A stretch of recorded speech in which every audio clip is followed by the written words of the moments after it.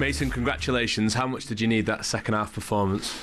Yeah, massively. I thought the first half we obviously had loads of chances, created a lot going forward, and we didn't take as many as we should. And then we let them back in with a little bit of sloppy play at the end of the first half. It was disappointing going into the second half, going into the changing. As a group, we're disappointed, but that we were frustrated, even though I thought we were playing very well. The gaff had some things to say, and then it was down to us to go and react and go out there second half and put on a proper performance like I think we did in the first. And yeah, we did that. That feeling that you had at half-time, that's been the feeling the last few weeks in some ways with the results that you've had. Do you feel like you've got that out of your system now with the way that you put that game to bed? Yeah, we can't let that creep in. As you said, it's been a little bit over the last couple of weeks, but we can't let that happen. In a game like this, we can't let it happen. We got mentally stay strong throughout the game, even if they have a few chances, stay in the game and defend as a team, as an 11, do everything we can to not let that ball go in the back of our net. We obviously switched off and they scored. So listen, it doesn't matter who you're playing in the Premier League. They can score, they can create. But as I said, then second half, all our focus was just be ruthless, finish the game, finish our chances, and go forward and attack with purpose. You moved up to 6th place. You've had the opportunity to climb the table a few times in recent weeks. You've taken it tonight. It's only 1 point outside the top 4. That's a bit more like it, isn't it? Yeah, it is. Listen, we know we need to win games, and we should have won more recently. So yeah, it's tough when we don't perform to the best of our ability and we drop some points, because we know what we can do when we're at full flow. So yeah, it's good to push up, get the 3 points, but we can't stop now. We need to keep going. A win, a goal, and the Player of the Match award as well. Well done. Thank you very much. Cheers, mate. Yeah, all smiles for United and Mason Mount. I mean, 4 goals is a bonus for them, 3 points. But I must say, on the other side of it, they've still only kept 1 clean sheet all season. They've conceded 22 goals as well. Is that why they're not higher up the table and they haven't got the consistency they're after? Yeah, they would have liked to have kept a clean sheet tonight, I think, going to Wolves. And I don't think they really gifted Wolves many chances. Just that one late on in the first half, which they got punished for. But I think overall, within the game, they defended pretty well, kept Wolves to very few chances. And teams in the Premier League, like Mason Mount said there, they are going to create chances at times. And it's about, as a unit, as a team, staying compact and defending well when you can. And just tonight, they just switched off for that brief moment at the end of the first half. Which has been a recurring theme. And when James's Everton frustrated them and West Ham did in the last game, that's why they're frustrated. They're not higher in the table. But at least tonight, they responded in the second half and got the job done. Yeah, they certainly did. And it was really evident right from the first couple of minutes of the second half that this was going to be one-way traffic. You know, they got in once or twice before they actually scored.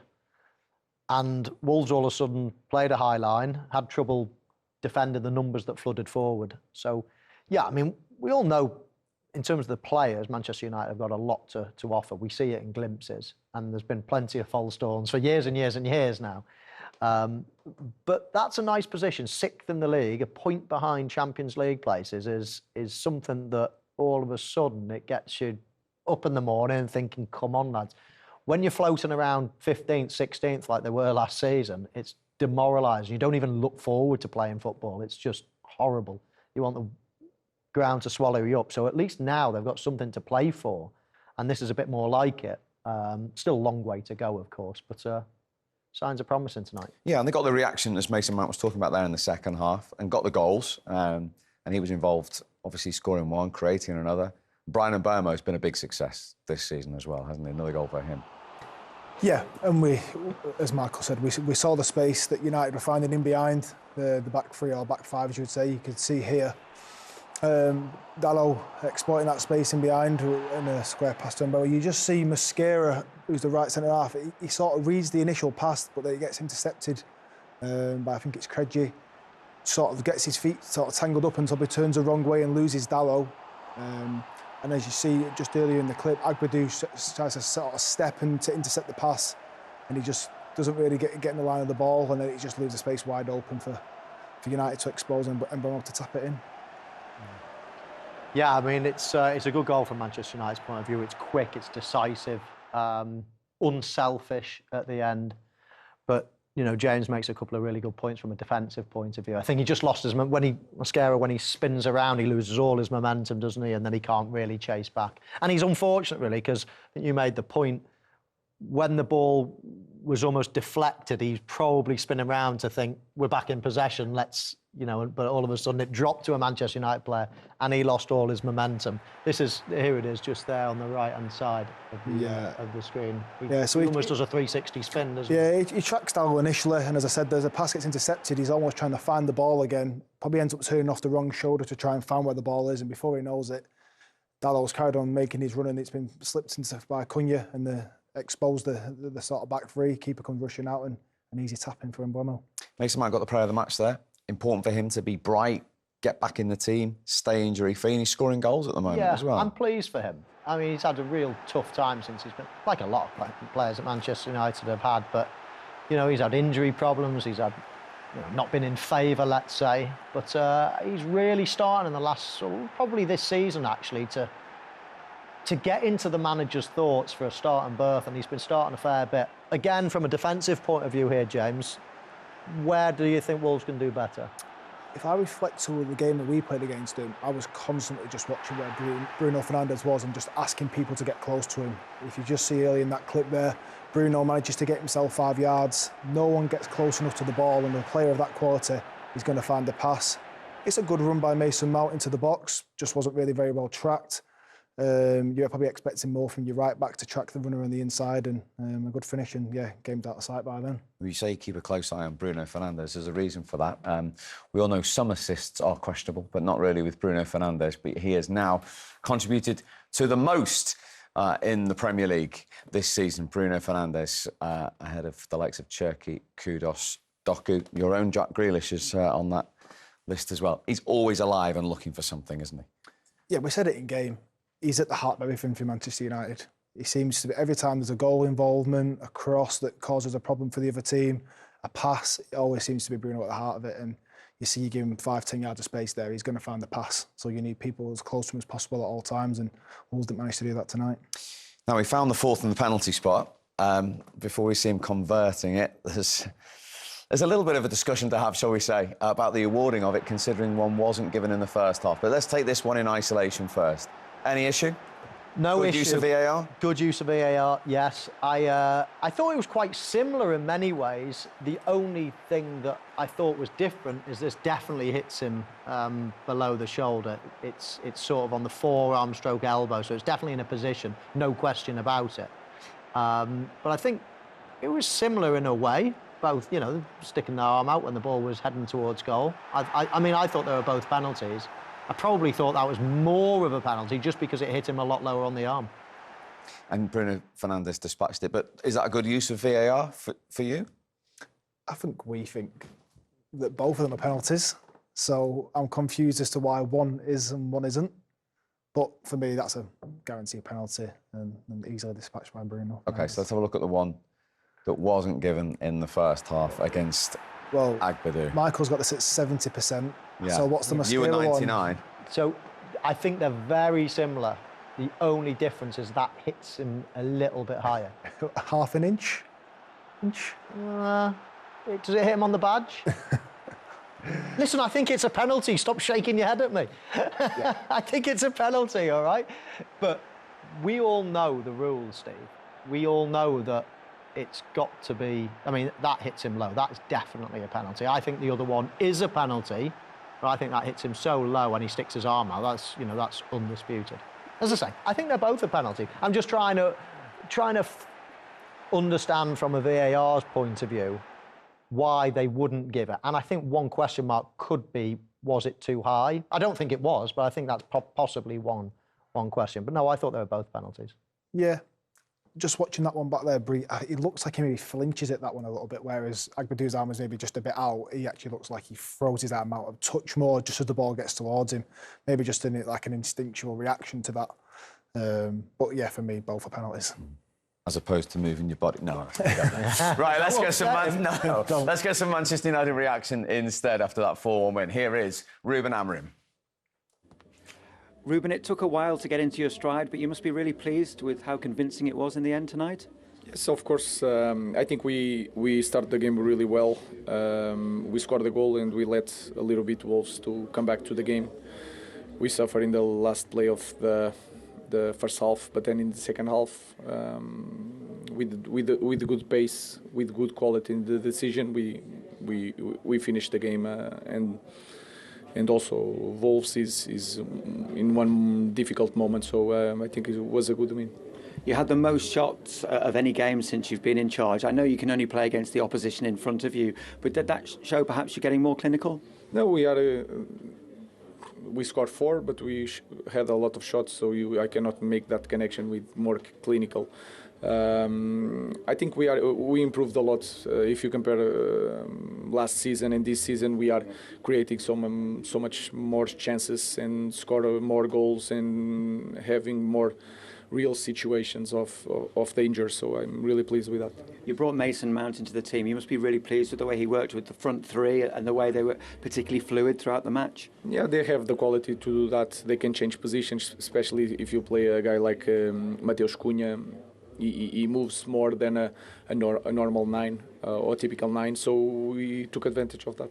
If there was a concern, it must have been that you only went in 1-1 at half-time. Were the words needed to be said that you had let Wolves back into the game then? Yeah, well, that was clear. It was so clear that the players felt that we scored a goal, we have the game control, we are creating chances, no chances for the opposition, but we need to understand that in our moment anything can happen. And it doesn't matter the result, we need to push forward, and we did that in the second half. And was the early goal in the second half perhaps key to that and giving the players the belief to push on? Yeah, but I felt since the first minute that if it's not sooner, we would win the game. So I really enjoyed the way we played the second half. And looking forward, really important to build on this now and put in another performance like that with that creativity? Yeah, every week that we win a game, I have that question. So we need to win the next one. This one is in the past. Let's go. Thanks for your time, Ruben. Thank you very much. Goodbye. Thank you. Yeah, Monday Night Football next week is Manchester United again against Bournemouth. 27 shots they had there, but as we've said, it's difficult really to judge given the opposition, but they can only do what they've done tonight. And as he was pointing last season, they weren't doing that even against the worst team in the league, were they? No, last season was so bad. It was such a write-off. This season is better. Still lots of room for improvement, but creating so many chances, scoring 4 goals can only help. As you say, there is a slight caveat that Wolves are one of the worst teams we've seen in the Premier League. But you can't do any more than that. I mean, as much as Wolves are a poor team, there's no mugs in the Premier League. You know, it's always of a decent standard. And Manchester United have dispatched them pretty comfortably. I mean, they must have been sick as anything going in at half-time, 1-1. I mean, Wolves hardly had a kick in their box, and they've gone in, they must have been shaking their heads. But thankfully, from their point of view, they put it right pretty early in the second half, and it was all over after about 50, 55 minutes. Although you kept the clean sheet against them, they are creating more chances than they were last season. They are much more potent offensively, aren't they, with the players we've discussed? Yeah, I think we saw the strength of United tonight. If they've got space in behind, with the pace they've got, the quality of players like Mount, Bruno Fernandes, when you're dropping into the space to create the space in behind, we saw a real strength of United tonight. I'm sure not every team in the league will give them that amount of space behind, but tonight you saw, as I said, the strength of the. We gave the ball back to them, and it's going to be impossible to win a game of football that way. The first goal that you conceded in so sloppy, and that kind of was a feature of the first 30 minutes or so, the number of times you got the ball and gave it away straight away. Yeah, it's understandable at times because there's a nervousness around, you know, the boys aren't at their full level and there's a lack of confidence and rhythm, you can see that, you know, they're human beings and they feel it, so, you know, I can understand that a little bit, but we were still in the game, but you know, those big moments, the most important ones, we're in control. I think for the second goal, real chance for a really good attack, and then we lose it, quick turnover. Third one, I think we won it back 3 or 4 times and insisted on giving it back to them. One, it's obviously really tough.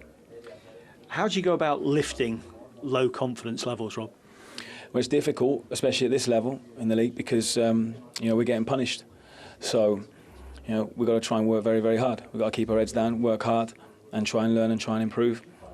be consistent with what we're trying to do every day. But it's not going to be a quick turnaround. You were saying the other day that you don't want to go down at all, obviously, but certainly don't want to go down with a whimper. Do you feel tonight you got a little bit more from your team than you did a week ago against Forest? I think there was elements of us that were better, especially at the back end of that first half, than last week against Forest, but ultimately away against Forest. So I'm not sure about that. I think some of the turnovers tonight were too cheap, and as I say, we shot ourselves in the foot.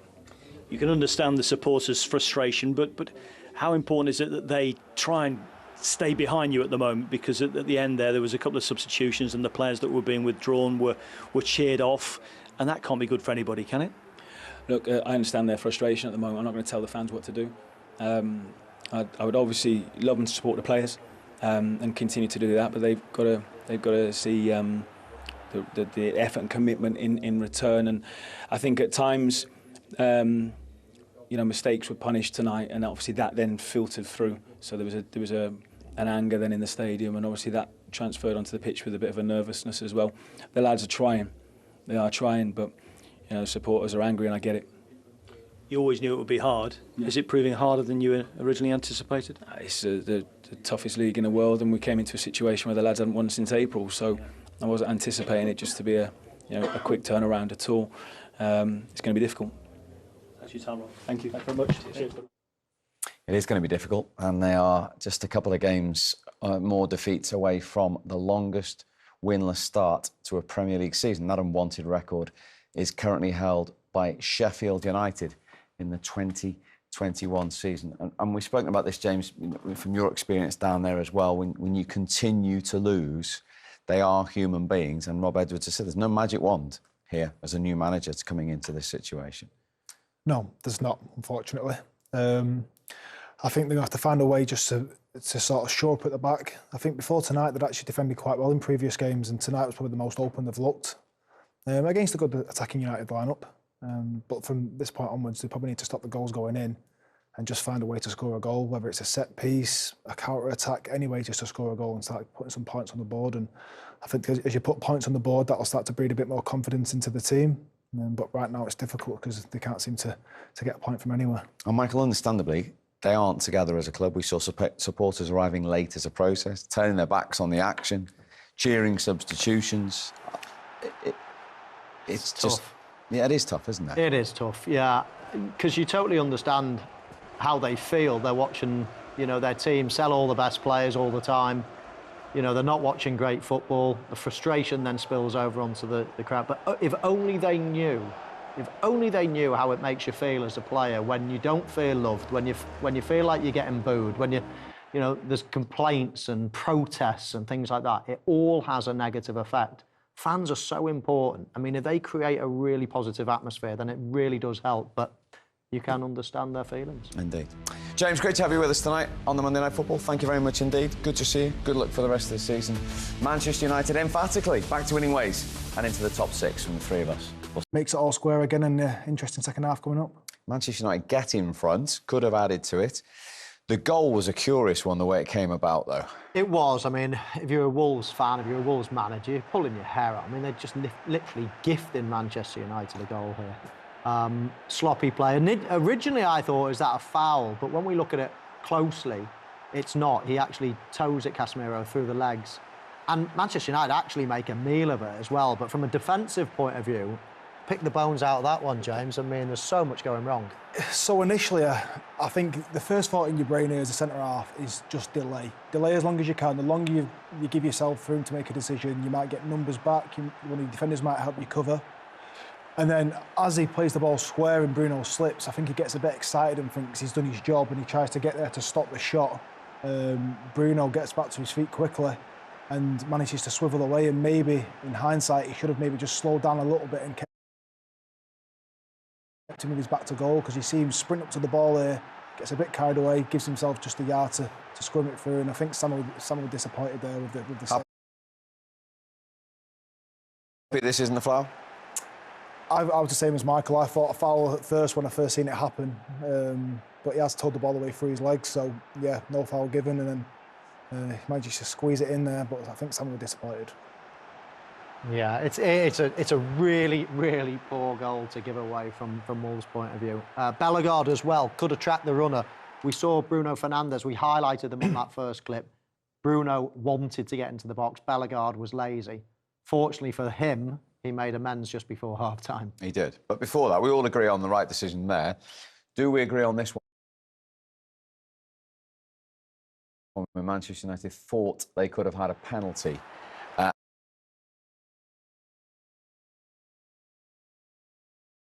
Agbadu, checked and cleared by VAR for handball, Michael. Yeah. I thought it was a penalty. I think his arm comes out. I think it hits him just low enough to be able to say that's not on the shoulder. And it's curling into that. What percentage are you?